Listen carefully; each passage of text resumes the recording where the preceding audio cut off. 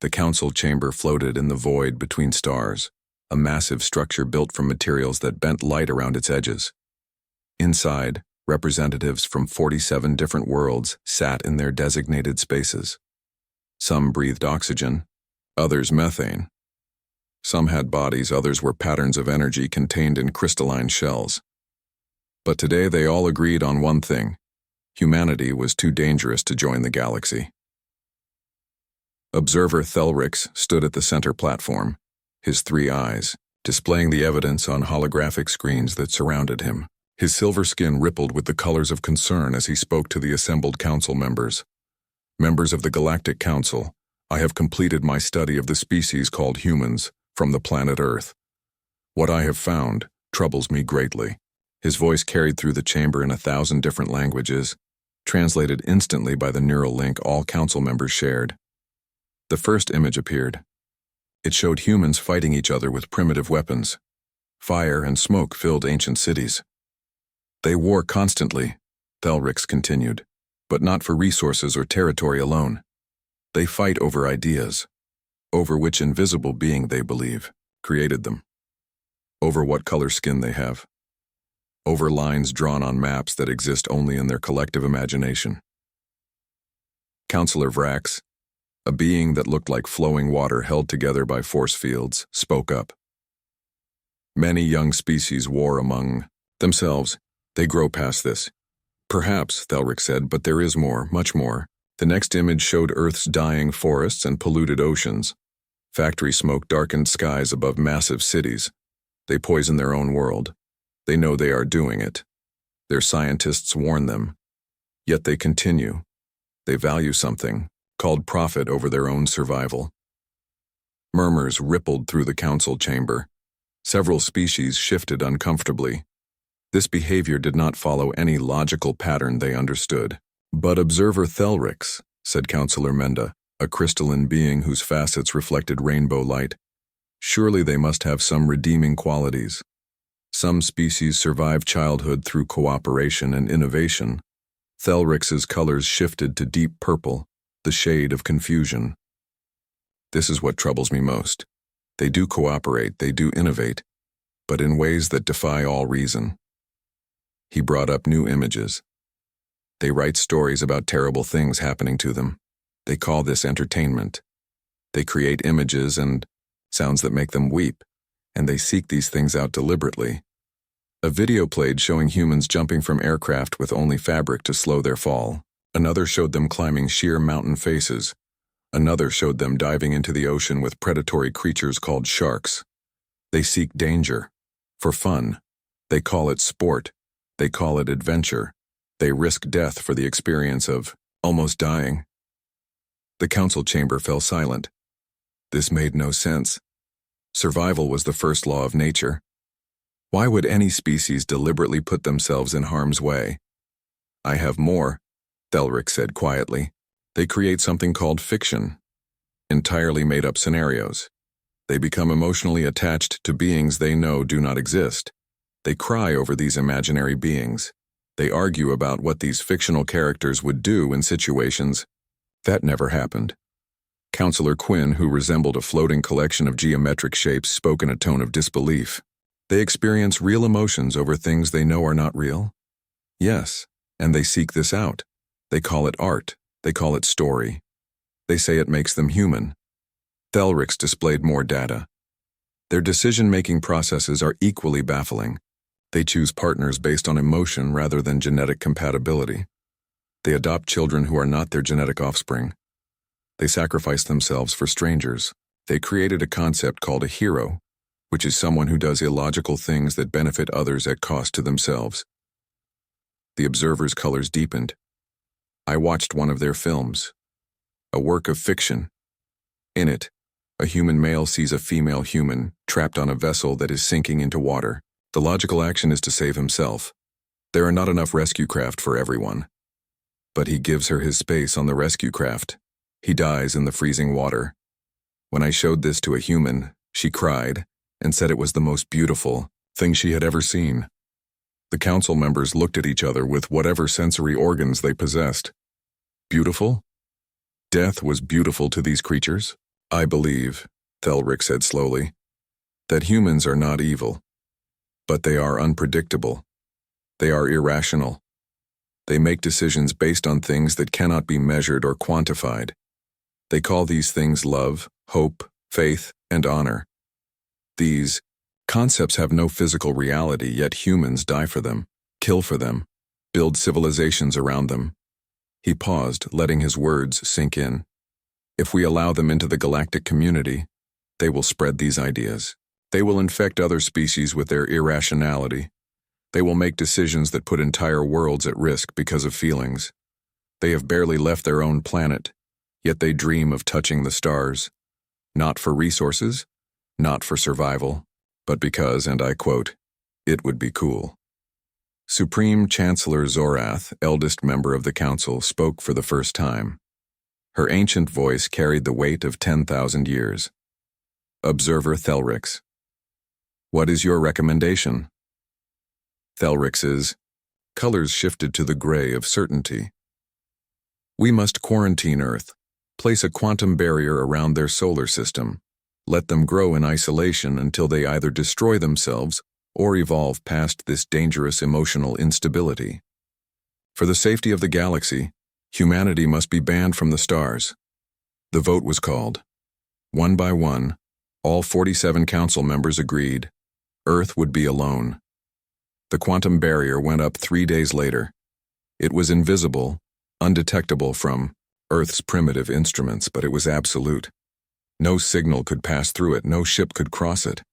The Sol system became a prison, and humanity's 8 billion people were locked inside. The council believed they had solved a problem. They had no idea what they had actually done. They had just told humanity they could not do something, and that was always when humans got interesting. 50 years had passed since the barrier went up. The Galactic Council checked on Earth periodically, expecting to find either a dead world or a species still fighting among themselves. They found neither. Dr. Sarah Chen stood in the underground, facility known as Prometheus Station, staring at equations that covered an entire wall. The numbers glowed in the darkness, rearranging themselves as the quantum computer processed new calculations. She was tired. She had been tired for 5 years. But she was also smiling. We did it, she whispered. Behind her, the rest of the team stopped what they were doing. Dr. James Morrison looked up from his console. Say that again? Sarah turned to face them, and her smile grew wider. We cracked it. I know how the barrier works. The room erupted in shouts and cheers. People hugged each other, some cried. They had spent decades on this problem, this invisible wall that kept humanity trapped in their own solar system. Most people on Earth did not even know the wall existed. Governments kept it secret, afraid of causing panic. But everyone in this room had dedicated their lives to finding it and understanding it. Can we break through it? Asked Lieutenant Commander Marcus Torres, the military liaison assigned to the project. Sarah's smile faded slightly. No, or at least, not safely. The barrier exists in quantum superposition across 11 dimensions. Breaking it would cause a collapse that could destabilize the entire solar system. It would be like popping a balloon that is wrapped around our sun. The excitement in the room died down. But, Sarah continued, I did not say we could not use it. She brought up a new display on the main screen. The barrier works by detecting intent to cross it and shifting phase to block any matter or energy trying to pass through. But it has to detect that intent first. There is a gap, a tiny fraction of a moment where information could pass through before the barrier responds. You want to send messages through it? James asked. Not just messages, Sarah said. Everything. Music, art, mathematics, stories. I want to flood subspace with human culture. I want to show the galaxy what they locked away. Marcus frowned. The council will just block the signals. Maybe, Sarah agreed. But we will be broadcasting on every frequency, every channel, using every method we can think of. Some of it will get through, and once other species see what we are, what we have created. She trailed off, then finished firmly. They will ask questions. They will wonder why we were banned. 3 weeks later, the broadcast began. Across the galaxy, species who monitored the dead zone around Earth's solar system noticed something strange. The quantum barrier was flickering, not failing but pulsing with information. Data was leaking through in fragments. On a world orbiting Kepler 442, a young artist named Zella picked up a signal on her receiver. She had been scanning the forbidden frequencies out of boredom and curiosity. What she heard made her stop breathing. It was music. Strange, alien music with rising and falling tones that somehow communicated pure emotion. She did not understand the words, but she felt them. The sound built and built until it exploded into something her translator called a symphony. Zella sat on the floor of her studio and wept. She did not know why. She just knew that something had touched a part of her she did not know existed. The piece was called Beethoven's Ninth Symphony, and it was 200 years old. On Proxima Centauri b, a warrior named Kreth intercepted a text transmission. His species valued honor above all things. They fought until death, never surrendering, never showing weakness.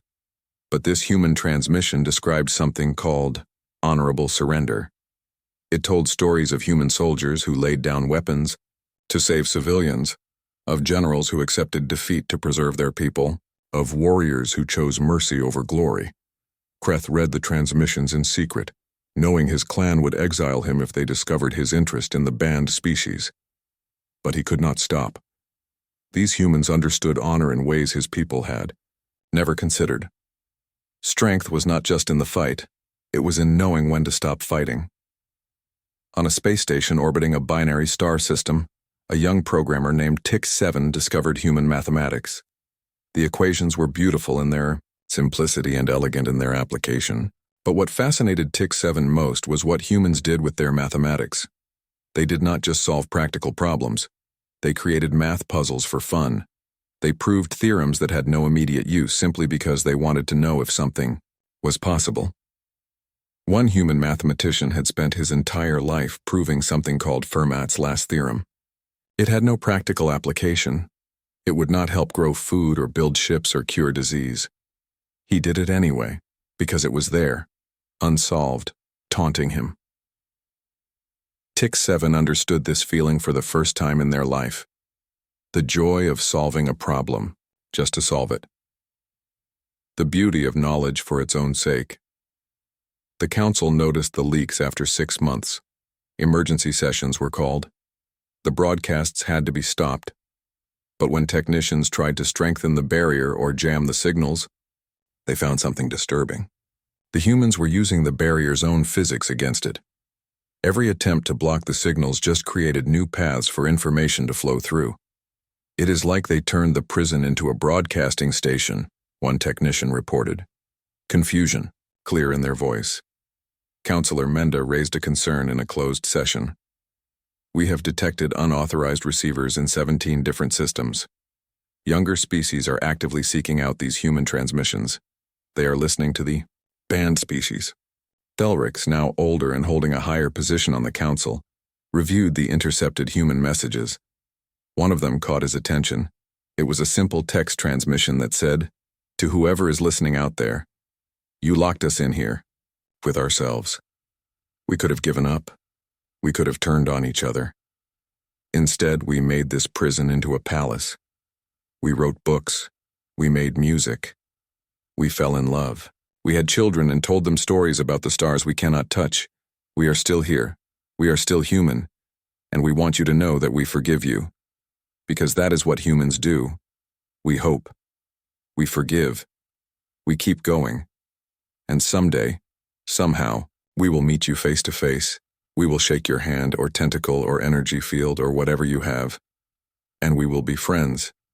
Because that is what humans do best. We make friends out of strangers. Even strangers who tried to forget we exist. Thelrix sat in his chamber long after reading that message. The colors on his skin shifted through patterns he did not recognize.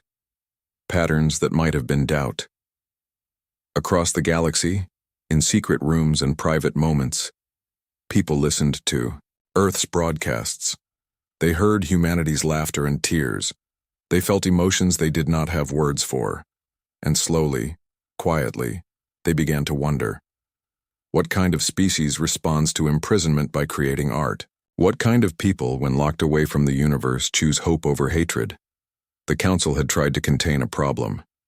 Instead, they had created something far more dangerous than they imagined. They had given humanity an audience. And humanity had always been very good at putting on a show. The ship was called Indomitable, which was a very human name for a vessel that should not exist. It hung in space just inside the quantum barrier, its hull covered in equations written in paint because the crew thought it looked cool. 300 people lived inside, and every single one of them had volunteered for a mission they knew they might not survive. Captain Marcus Torres stood on the bridge, which was less like the military bridges of old Earth ships and more like a comfortable living room with really good computers. His crew did not wear uniforms. They wore whatever made them comfortable. Some had brought plants from Earth. One engineer had painted a mural of her hometown on the wall of the engine room. "Final check," Marcus said calmly. "Sarah, how are we? Looking?" Dr. Sarah Chen, now much older but still sharp, reviewed her screens. "The quantum tunnel is stable, or as stable as something that breaks 3 laws of physics can be. We will not break through the barrier. We will not go around it. We are going to exist in 2 states at once until we are on the other side." "And that will work?" asked pilot Jessica Kim. "In theory." "I love it when scientists say that," Jessica muttered, but she was smiling. The truth was that nobody really knew if this would work. The math said it was possible. The simulation said it could succeed, but reality had a way of ignoring what math and simulation said. Still, everyone on this ship had joined because they wanted to be the first humans to leave the solar system, since the barrier went up. They wanted to show the galaxy that humanity could not be contained. "All stations report ready," said the communications officer, a young man named David Park who had left his family behind to be part of this moment. Marcus took a deep breath. "Then let us go say hello to the neighbors. Engage the tunnel drive." The ship began to hum. Energy built up around it, creating patterns that looked like frozen lightning. The Indomitable started to fade, becoming less solid, less real. For a moment that felt like forever, the ship existed in a state that human minds were not built to understand. They were inside the barrier and outside it. They were moving and standing still. They were possible and impossible at the same time. Then, with a sensation like stepping through a waterfall, they were through. Alarms did not sound. Explosions did not happen. The ship drifted peacefully in open space, light years away from Earth, in a region known as the Andromeda Relay, where dozens of species traveled between stars. For a few seconds, nobody on the bridge spoke. They just stared at the view screen, showing stars they had never seen from Earth, stars without a barrier between them and humanity. Then Jessica started laughing. It was the kind of laughter that comes from relief and joy, and the sheer absurdity of being alive when you probably should not be. The laughter spread through the bridge, through the ship, until all 300 crew members were celebrating, in their own ways. Some cried, some hugged, some just sat quietly, letting the moment sink in. "David," Marcus said when the celebration calmed down, "send the message." David nodded and opened a channel on every frequency the ship could broadcast. The message was simple, written by the crew together during the long preparation for this mission. "To the Galactic Council and all species who can hear this, we are the crew of the human ship Indomitable. We are here. We crossed your barrier not because we want war, not because we seek revenge, but because you told us we could not. Humans have never been good at following rules we did not agree to. We are here to talk. We are here to learn. We are here to be your friends, if you will let us. And we brought gifts. Deal with it." The message repeated on a loop as the Indomitable drifted toward the nearest Council monitoring station, a small outpost staffed by 3 surprised aliens who had just detected an impossible ship. On the Council homeworld, emergency sessions were called immediately. The Council chamber filled with representatives faster than it had in decades. Thelrix was summoned from his rest cycle and arrived to find complete chaos. "How did they get through?" Councillor Vrax demanded, their water form agitated and churning. "The barrier was absolute." "Apparently not," said Councillor Quinn dryly. The Supreme Chancellor called for order, and slowly, the chamber quieted. We must decide how to respond. Some have suggested destroying the human ship immediately. No, Thelric said, surprising himself with the force of his objection. Everyone turned to look at him. I mean, consider what that would mean. They are not attacking. They are not threatening. They sent a message asking to talk. If we destroy them, what does that say about us? It says we enforce our laws, said one counselor. It says we fear them, Thelrix replied. It says that 300 unarmed humans in a single ship terrify the combined might of 47 advanced civilizations. That created uncomfortable silence. Counselor Menda spoke up. Perhaps we should consider that they did something impossible. They solved a problem that our best scientists said could not be solved, not because they are more advanced than us, but because they thought about it differently. Should we not be curious about how they think? And there is another issue, added Counselor Quinn, their geometric shapes shifting nervously. For 50 years, fragments of human culture have been leaking through the barrier. We tried to suppress knowledge of this, but many species have been listening. Young people especially. If we destroy this ship, if we harm these humans, those who have been secretly consuming human art and music and stories will ask why. We may create the very problem we sought to avoid. Supreme Chancellor Zorath, ancient and wise, studied the data about the human ship. You said they brought gifts. What gifts? The answer came from the monitoring station.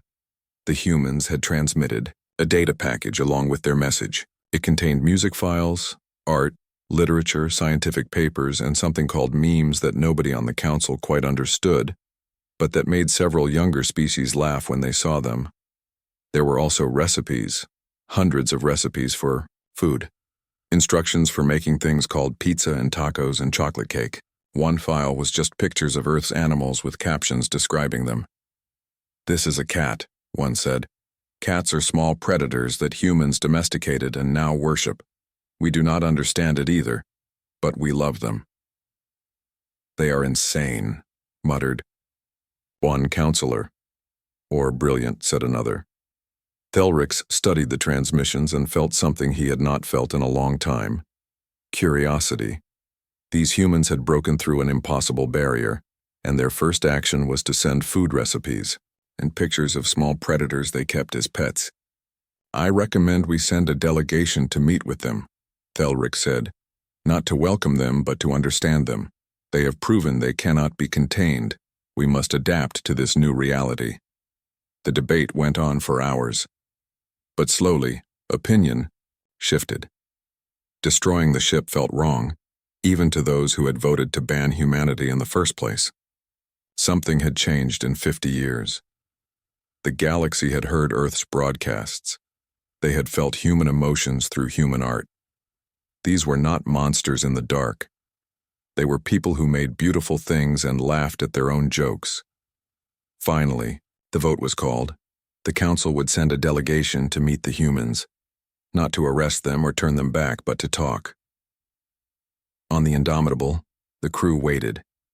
They had gambled everything on the hope that the galaxy would choose curiosity over fear, that the council would rather talk than shoot. 3 days later, a council ship arrived at the Andromeda Relay. Its commander sent a simple message. We are ready to listen. Captain Marcus Torres smiled and replied, Then let us begin. But first, can we interest you in some coffee? It is a human beverage. Fair warning, it is kind of addictive. Somewhere in the galaxy, people who had been listening to human broadcasts for years felt hope. The impossible had happened. Humanity had broken free. And they had done it not with weapons or threats, but with stubbornness, cleverness, and an offering of friendship. The galaxy would never be the same. The meetings between the council delegation and the Indomitable crew had been going well for 3 weeks. Too well, Thelrix thought. The humans were charming and funny and entirely too good at making everyone around them comfortable. They had set up what they called a common room on the neutral station where both groups met. The humans brought games and food and stories. Several council members had started looking forward to these meetings, which was exactly what worried Thelrix. Then, the alarm started. Every communication device in the station lit up at once. Emergency broadcasts flooded every channel. Thelric saw the data and felt his 3 hearts skip in sequence. It was impossible. It had to be a mistake. But it was not a mistake. The Devourer swarm has returned. Supreme Chancellor Zorath's voice came through, heavy with a fear Thelrix had never heard from her before. All council members must return immediately. This meeting is terminated. Captain Marcus Torres stood up from the table where he had been teaching Counselor Quinn a card game called poker. What is the Devourer swarm? It is none of your concern, said the council security chief, already moving toward the exit. You will return to your ship and wait for further instructions. But Thelrix hesitated. He looked at the humans, who were all on their feet now, alert and focused in a way he had not seen before. They looked different, less like friendly visitors, and more like something dangerous that had been hiding behind smiles. The Devourer swarm, Thelrix said slowly, is a force from dark space. They consume biological matter, all biological matter. We thought we destroyed them 10,000 years ago. If they have returned, then you need all the help you can get, Sarah Chen finished for him. Let us help. Absolutely not, the security chief said. We do not need help from a banned species. You banned us because you thought we were dangerous and unpredictable, Marcus said quietly. Maybe now that is exactly what you need. The journey back to Council space took 2 days. The Indomitable followed the Council ships, uninvited but not turned away. When they arrived, the situation was worse than anyone had imagined. 3 colony worlds had gone silent. Council fleets that went to investigate found nothing but empty planets, stripped of all life down to the bacteria in the soil. The swarm moved in patterns that made no sense. Council battle computers could not predict where they would strike next. They adapted to every weapon, evolved past every defense. Worse, they seemed to be learning from each encounter, getting smarter and faster. The Council's war room was in chaos when Thelrix arrived. Dozens of species argued over strategies that all led to the same result, failure. Their logic-based warfare had no answer for an enemy that did not follow logical patterns. Then the door opened and the humans walked in, uninvited. You cannot be here, someone objected. And yet, here we are, Marcus said. He walked to the central, display showing the swarm's movements. Sarah and several other crew members followed, studying the data with focused intensity. This is impossible, one council general said. Their movement patterns are chaos, pure randomness. No, Sarah said, her eyes scanning through screens of data. Not random. Look at the timing between attacks. Look at how they split and reform. This is not chaos. This is jazz. Everyone stared at her. Jazz? Thelrix asked. Human music, Sarah explained, pulling up an audio file. It sounds random, but it is not. Musicians improvise around a structure. They respond to each other in unpredictable ways, but there are patterns underneath. The swarm is doing the same thing. They are improvising their attacks. That makes no sense, the general said. It makes perfect sense, Marcus countered. Your computers cannot predict them because you are trying to find logic in emotion. You are trying to find order in creativity. The swarm is not thinking like you, they are thinking like artists. A council admiral spoke up, frustration clear in her voice. Even if that is true, how does it help us? We cannot fight them with music. No, Marcus agreed. But you can fight them with humans. We understand this kind of thinking. We live in it. Jessica Kim stepped forward and brought up a tactical display. Look at this. They always leave an opening here. See it? Right, before they split formation. It looks like a weakness, but every time your ships go for it, it turns out to be a trap. Exactly, the admiral said. So we learned not to take the bait. But what if it is not bait? Jessica said. What if it is them showing off? What if they leave that opening because they are confident you will not be crazy enough to actually go for it? The room went silent. You are suggesting we do the thing that looks like suicide? Another general asked. Welcome to human military strategy, Marcus said with a grim smile. Sometimes the thing that looks completely insane is insane enough to work. Thelric stepped forward. Supreme Chancellor, I know this sounds illogical, but perhaps that is the point. The swarm is beating us because they are illogical. They are fighting a war based on instinct and adaptation. The humans have survived by being illogical, by making emotional decisions that should not work but do. The ancient chancellor studied the humans for a long moment. If we allow you to help, what do you need? Access to your fastest ships, Marcus said immediately. Complete tactical control. And you have to let us do things that will look absolutely insane without questioning us. That is asking a lot. You are losing, Sarah said bluntly. You have lost 3 worlds in 2 weeks. How many more will fall while you debate whether to trust us? The Chancellor made a decision that went against 10,000 years of Council protocol. You have command. Do not make me regret this. The plan the humans came up with horrified every military mind in the Council. It involved splitting their forces in ways that left them vulnerable. It required ships to fly directly into swarm formations. It depended on timing so precise that one mistake would doom entire fleets. And at the center of it was something the humans called a Hail Mary pass, which apparently meant throwing everything at a desperate final gamble and hoping it worked. This is madness, one admiral said. Yes, Marcus agreed, but so is the swarm. Let us see who is crazier. The battle began at the Kepler 442 system, where the swarm was gathering for another attack.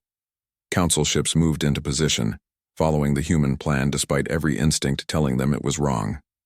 The swarm responded exactly as the humans predicted, moving to counter what looked like obvious weaknesses in the formation.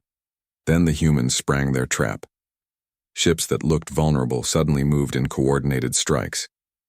Formations that seemed broken were actually complex 3-dimensional nets. The swarm adapted quickly, but for the first time, the Council was adapting faster. Because the humans were not following any predictable pattern. They were improvising, changing tactics moment by moment based on feel and instinct rather than calculation. Jessica piloted the Indomitable through impossible maneuvers, laughing as she dodged swarm attacks. Come on, you ugly bugs. Try to guess what a human does next. We do not even know what we will do next. The battle lasted 14 hours. It was brutal and terrifying and entirely too close. But when it ended, the swarm was in retreat. For the first time in their conflict, the Council had not just survived. They had won. In the aftermath, exhausted humans and aliens floated in their ships, hardly believing they were alive. Captain Marcus Torres opened a channel to the Council command ship. Supreme Chancellor, we are ready to discuss the terms of Earth's integration into the galactic community. But first, can someone explain why you banned us in the first place? Because right now that seems like it was a really bad call. On the Council homeworld, the ancient Chancellor sat in her chamber and did something she had not done in 1,000 years. She laughed. It was a bitter laugh, tinged with irony and regret. Thelrix, she said, prepare the documents. The ban is lifted. And find out what else these impossible humans can teach us. We clearly need to learn how to be more like them. More illogical? Thelrix asked. More alive, she corrected. The galaxy had changed forever. Humanity had proven what they were always trying to say. Sometimes the right answer is not the logical one. Sometimes survival means being brave enough to be stupid. Sometimes you have to laugh in the face of death and do the thing everyone says cannot be done. Sometimes you just have to be human. 5 years after the Swarm War ended, the galaxy looked different. Not physically, but in ways that were harder to measure and impossible to ignore. There were humans everywhere now. Not many, relatively speaking. Earth had sent only 100,000 people to the stars in those 5 years, careful not to overwhelm their new neighbors. But somehow those 100,000 humans had an impact far beyond their numbers. Thelrix walked through the commercial district of the Council homeworld, a place he had known for decades. Now it was almost unrecognizable. There was a human restaurant on the corner where a meditation center used to be. The smell of something called curry drifted through the air vents. Music played from speakers, human voices singing in a language Thelrix had learned to recognize as Hindi. Inside the restaurant, humans and aliens ate together. A Vraxi family, their water forms contained in environmental suits, tried something called mango lassi and made sounds of surprised delight. A group of Quinks, geometric beings who had never needed to eat before, had requested taste receptors installed just so they could experience human food. Thelrix had tried to understand this phenomenon. Humans had been banned for 50 years. The Council had tried to lock them away. Yet now, barely 5 years after the ban ended, much of the galaxy seemed to have forgotten they had ever been afraid of humanity. Or if they remembered, they did not care anymore. He found Captain Marcus Torres at a small cafe 2 blocks away, sitting outside and drinking coffee while reading something on a data pad.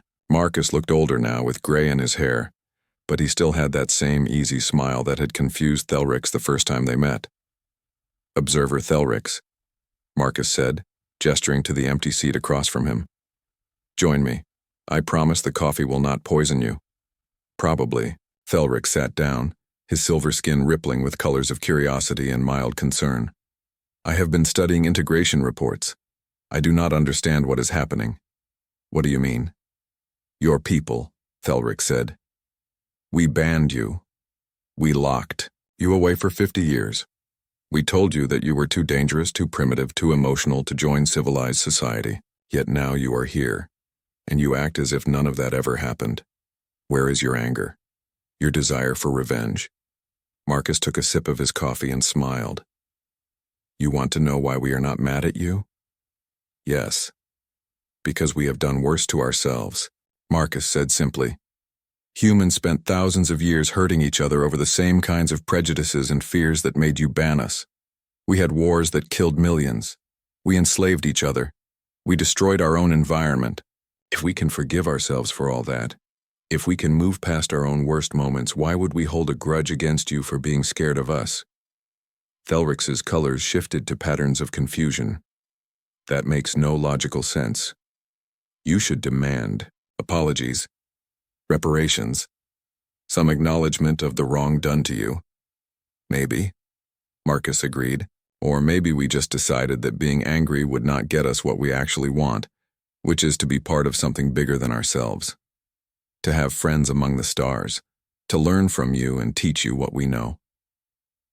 Getting mad about the past would not give us any of that." "But the ban delayed your development," Thelrix protested. "Your people could have been exploring the galaxy for 50 years. You lost time." Marcus laughed. "We also gained time. 50 years to get our own house in order, to fix the problems on Earth, to prepare for this moment. Besides, being told we could not do something just made us want it more. You did not imprison us, Observer. You gave us a goal. You gave us something to work toward together. In a weird way, you helped unite humanity." A waiter, a young human woman with bright blue hair, brought Thelrix a beverage he had not ordered. "First time at Antonio's cafe?" she asked. "Try this. It is called chai. It will change your life." Thelrix carefully tasted the hot, spiced liquid. It was unlike anything in his experience. Complex, layered, somehow both comforting and exciting at the same time. "This is very good," he admitted. "Right?" the woman said with a huge smile. "That is what humans do best. We share things that make people happy." After she left, Thelrix sat in silence for a moment. Finally, he spoke. "I have another question. I have been watching your integration into galactic society. You have opened restaurants, started schools, created art exchanges, built universities where human and alien students learn together, but you have not demanded seats on the council. You have not pushed for political power or control of resources. Why?" "Because that is not what we want," Marcus said. "Power, control, those things are boring. We want to be part of a community. We want to share our stories and hear yours. We want to make friends and learn new things and eat food we have never tasted before. The ban taught us something important. Being shut out, being told we do not belong, that is one of the worst feelings a human can experience. We would never want to make anyone else feel that way. But you could demand more," Thelrix insisted. "You saved the galaxy from the swarm. We owe you." "You do not owe us anything," Marcus said firmly. "We did not fight the swarm for a reward.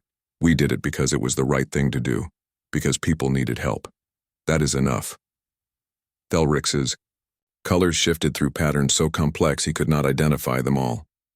This conversation was rewiring things in his mind he thought were permanent. Your species is very strange. We get that a lot. Over the next few hours, Marcus took Thelrix on a tour of how humanity had spread through this part of the galaxy. They visited a school where human teachers taught alien children about art and creative thinking. They saw a hospital where human doctors worked alongside alien healers, combining emotional support with advanced medicine. They stopped by a theater showing human films with alien actors. At each place, Thelrix saw the same pattern. Humans were not trying to conquer or dominate. They were trying to connect, to share, to make other people happy, and it was working in ways that terrified the old observer. Do you know what troubles me most? Thelrix asked as they walked. We banned you because we thought you were dangerous, because your emotions and irrationality would infect the galaxy and cause chaos. And we were right. Your emotions are infecting the galaxy. Quinks are installing taste receptors to experience food. Vraxi are creating art that has no practical purpose. Even my own people, we have started something called poetry clubs, where we share feelings about abstract concepts. Thelrix stopped, walking, and turned to face Marcus. You are changing us, making us more like you, more emotional, more irrational, more human. Marcus nodded slowly. Does that scare you? Yes, Thelrix admitted. But it also makes me curious, which I suppose is itself a very human emotion. They ended up at the Galactic Cultural Center, a new building that had opened just last month. Inside, beings from dozens of species gathered to share art, music, stories, and ideas. Thelrix saw a Vraxi performing human poetry. He saw a group of Quinks learning to play instruments. He saw his own people, stern, logical beings, laughing at a human comedy show. In the main hall, there was an exhibition about Earth's history. It showed humanity's wars and mistakes alongside their achievements in art. It did not hide the dark parts, but it also showed how humans had grown, learned, and changed. One display caught Thelrix's attention. It was a simple plaque with words in both human English and Galactic Standard. It read, "We are not perfect. We have made terrible mistakes. But we keep trying to be better. We keep hoping. We keep reaching out to each other even when we are afraid. That is what makes us human, and we think it is what makes anyone from any world part of the family of sentient beings who call the stars home." I was wrong about your species, Thelrix said quietly. Were you, though? Marcus asked. Everything you said about us was true. We are emotional. We are irrational. We make decisions based on feelings instead of logic. We are dangerous. Then, why does it feel like letting you into the galaxy was the best decision we ever made? Marcus smiled. Because maybe the galaxy needed a little chaos, a little emotion, a little humanity. Maybe perfect logic and order were making everyone forget how to feel alive. We did not come here to make you more human. We came here to remind you that it is okay to feel things, to want things that do not make logical sense, to create beauty for no reason except that it makes you happy. Thelrix looked around the cultural center at all the different species learning from each other, sharing with each other, becoming friends. He thought about how empty and sterile the galaxy had felt before, how cold and calculated everything had been, how he had done his duty and followed the rules but never felt truly content. Now he wrote poetry in his spare time.